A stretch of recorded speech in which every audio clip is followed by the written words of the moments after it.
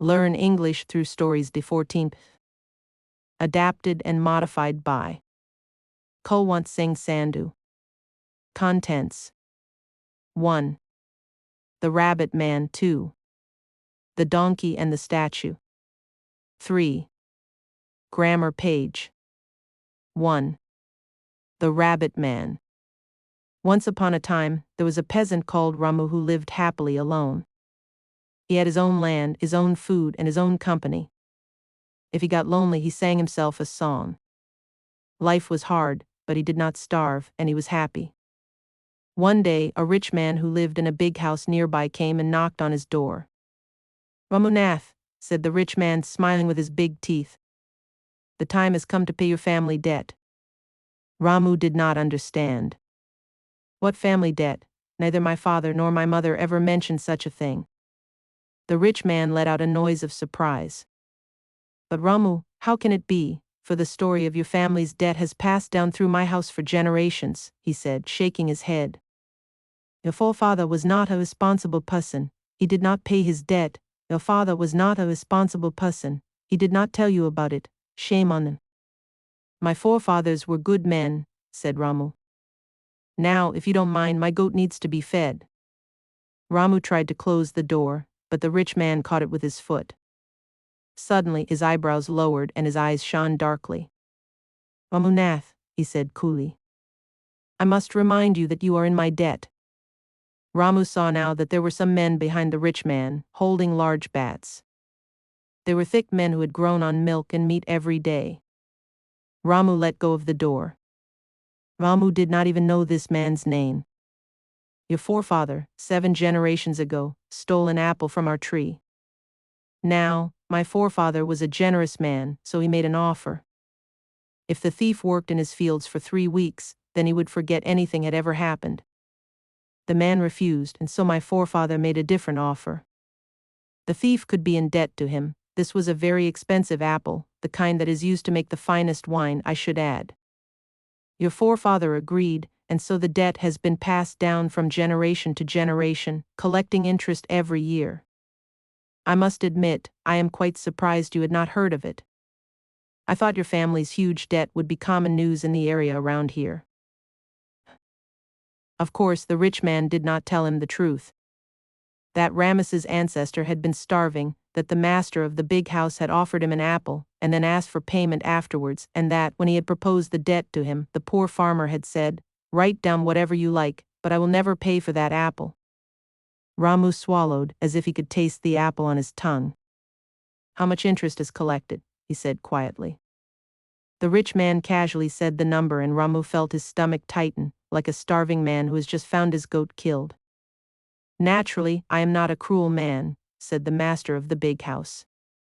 "I will make the same offer to you as my forefather did to yours. You may come and work off the debt, based on the interest that will be 3 years of work." Rames's heart sank. But what could he do? He had not a single coin to pay the man with, and if he died without paying the debt, it might go to the other people in the village. He sighed. "I agree to your deal." "Good." The rich man clicked his fingers. The master's men came in and quickly carried Ramu out of the building. He didn't even have time to say goodbye to his goat before he was carried to the big house. For the next 3 years, Ramu worked hard, never shirking his duty or showing up late to work. He made the rich man a lot of money, and when the 3 years were coming to an end, the rich man thought, "I can't lose this man. Unlike the other peasants, he works like his life depends on it, and I suppose it does. How can I keep him here longer?" The next day, the master came to Ramu and said, "Ramunath, I have a new task for you. Take these hares and graze them for me, so that they go fat and delicious, but if you lose them, you will be in serious trouble." Ramu was tired from his years of work, so all he could do was nod and take the hares. But when he took them to the field to graze, the hares ran away and disappeared. "Oh no," he cried. "I have lost the master's hares. I'm sure he chose those hares because he knew they would run away, and he'll want to keep me working here longer. Arg, I would rather starve." Just then, an old man came wandering through the field, carrying a pack on his back. He was blind, so Ramu said hello to him, and the old man asked him why he sounded so sad. When Ramu explained his situation, The old man took a beautiful instrument out of his pack. "This is a magic lyra," he explained. "Play it and see what happens." Instrument lyra. So the peasant sat on a rock and tried to play the instrument. He had never held a musical instrument before, and it took him a long time to figure it out. He almost gave up, but when he finally produced a sound, it was beautiful, like a stream running through a clear valley, and the hares immediately ran back to him. "Oh, thank you," cried Rommel. But the old man was gone. When the peasant returned to the big house, the master counted up his hares and was shocked to find all 10 of them there. The next day he sent Ramu out again, but asked his wife to go after him. "Wear a disguise and find out how he is keeping those hares so close." So the wife dressed herself up in common clothes. Usually she wore fine silks and heavy makeup, so just by wearing normal clothes, she looked like a completely different person. She found Ramu sitting on a rock, singing to himself. "Peasant," she said, and then remembered that she was disguised as a common woman. Young man, what are you doing here?" "I am grazing my hares," he replied, looking at her strangely. "Well, where are they?" So Ramu pulled out his instrument and played it, and all the hares came running to him. They danced around his feet, and he stroked one of their heads. "Impressive," said the woman. For a handsome young man like you." "Handsome, thank you." Ramu tried to return to his playing, but the woman said, "I would like to buy one." "Sorry, they're not for sale." "I'll pay 100 rupees, she said, pulling a bag of gold out of her pocket. Ramu looked at her for a while, as if he was considering it, and then said, "No, I won't sell to you." "Please, I'll pay anything," she said, taking his arm. It was much thicker than she expected, not with fat, but with muscle. Ramu sighed. "Well, I suppose I might sell one of them, but only to someone who kissed me, and that's on top of the 100 rupees. "Done," said the woman, and before he could realize what was happening, she grabbed his cheeks and kissed him. Then she dropped the bag of money on the ground, picked up a hare and ran away.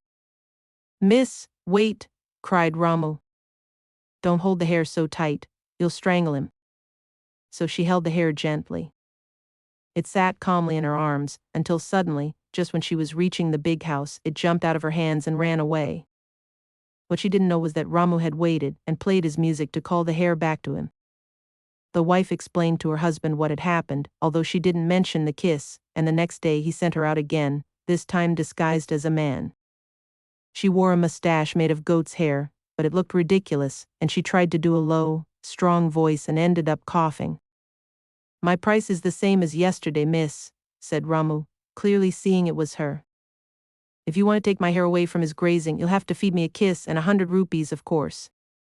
So once again, the woman kissed him, and this time they kissed for quite a while, although the goat's hair mustache made it very uncomfortable. Ramu warned her about holding the hare too tight, because they were such easy creatures to strangle, and once again he called the hare back with his magic instrument when she was halfway home. The woman wasn't thinking very clearly about what she was doing. So far it was just a lot of fun, and she thought her stupid husband would keep sending her out, day after day, to buy hares from the peasant. But she underestimated his love of money and cheap workers, so the next day, the master himself went to the field, disguised as a woman. His disguise was even worse than his wife's, but Ramu acted as if he were a charming young lady. "They are such beautiful animals, aren't they?" said Ramu, picking up a hare and showing its long soft ears. "My master gave them to me to graze, and I have been looking after them so carefully." "Yes, yes," said the master. "How wonderful. I would like to own one myself. Now, how much do I have to pay you to buy one?" "The price is 100 rupees, but there's something you must do first before I will sell to you. I ask it of everyone you see every time." "And what is that, young man?"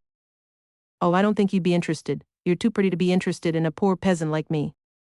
The master smiled sweetly. "Absolutely not. You're so handsome." "All right then," said Ramu, smiling. "You have to kiss me." The master froze as he realized what the man was saying. He made a strangled noise and jumped so high in the air that his ridiculous disguise fell off. Then he ran back to the big house shouting, wife, what have you been up to?" Ramu laughed until his sides were sore, and then he said, "Come on, my hares, we're not needed here anymore." It was the last day of Rames's contract, and he was free to go. His debt had been paid, interest and all. So he took the 200 rupees he had won from the master's wife and went traveling. In every town he went to, the people thought he was just another poor, uneducated peasant, but when he played his instrument and the hares came to dance around him, they all clapped and gave him money. Soon his name spread through the land and people saw him coming and cried, "Look, it's the rabbit man." When the hares realized this, they were not happy, and they bit anyone who called them rabbits and not hares. But the rabbit man sounded better than the hare man, so people continued to make the mistake. Then, somehow, the hares bit only bad people, and they did not harm any good person. 2. The donkey and the statue. There was once a man whose name was Gumara. He had a donkey named Koda. The man made the donkey toll very hard. Gumara whipped and lashed Koda with a stick. Koda was very unhappy. One day, the villagers built a temple and asked Gumara to bring a statue from the town. Gumara went to the town with his donkey. On the way back, when Koda was carrying the statue of a religious deity, Ganesh, he had to stop on the road whenever devotees came forward to pay respect to the deity. The stupid donkey thought all the devotion was meant for him. He enjoyed all the attention.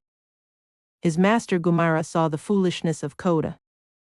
He hit Koda hard with a stick and scolded him, saying, "Move along, foolish beast. Do you think that these people are paying respect to you? It is only the statue you are carrying that has created this devotion. Only fools take credit due to others." The donkey admitted his mistake. A year later, the villagers built a school for children. Gumara went with his donkey to bring books for the children.